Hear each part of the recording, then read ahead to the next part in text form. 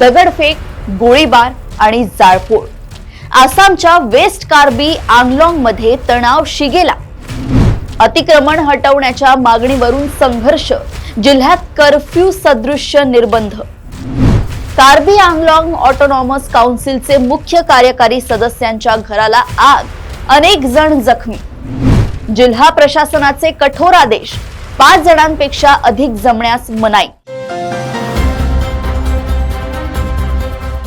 आसाम मधील वेस्ट कार्बी आंगलाँग जिल्ह्यात चराई जमिनीवरील जुन्या वादानं हिंसक रूप धारण केलंय. आग, दगडफेक, पोलिसांचा हवेत गोळीबार या सगळ्यामुळे परिसरात भीतीचं वातावरण पसरले. प्रशासनानं तातडीने कलम 163 लागू करत कठोर निर्बंध जाहीर केले आहे. पाहूया नेमकं काय घडलंय आणि सध्या परिस्थिती कशी आहे.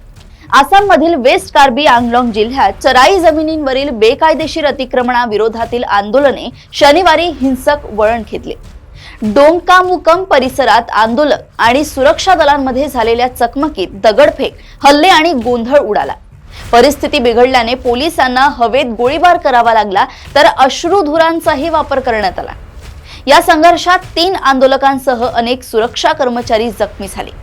संतप्त जमावाने कार्बी आंगलाँग ऑटोनॉमस काउन्सिलचे मुख्य कार्यकारी सदस्य तुलीराम रोंगहांग यांच्या वडिलोपार्जित घराला आग लावली. तसेच परिसरातील अनेक घरे, इमारती आणि एक स्कूल बसही जाळली.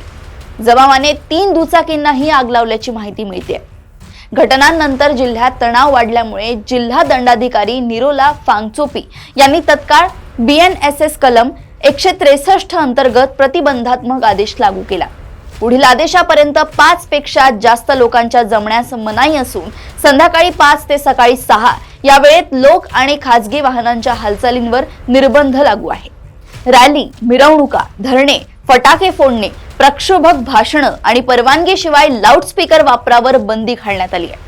पोलीस, निमलष्करी दल आणि वैद्यकीय आपत्कालीन सेवांना मात्र सूट देण्यात आली आहे.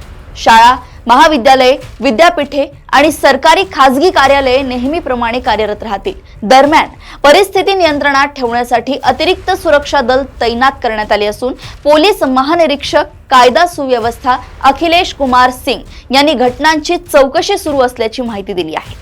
अतिक्रमण हटवण्याची ही मागणी दीर्घ काळापासून सुरू असली तरी उच्च न्यायालयाच्या अंतरिम आदेशामुळे सरकारला कोणतीही कारवाई करता येत नसल्याचं मुख्यमंत्री हिमंत बिस्वा शर्मा यांनी स्पष्ट केलंय. परिसरातील तणाव इतर भागात पसरू नये म्हणून प्रशासन सतर्क आहे.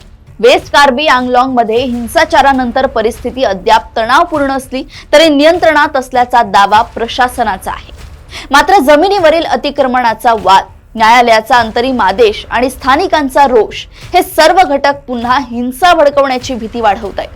पुढील काही दिवस परिस्थिती कशी बदलते याकडे राज्य सरकार आणि सुरक्षा दले बारकाईने लक्ष ठेवून आहे. अशाच घडामोडी व अपडेट्स मी ऐश्वर्या आपल्यापर्यंत आणत राहील. तोपर्यंत बघत रहा देशोन्नती. नमस्कार.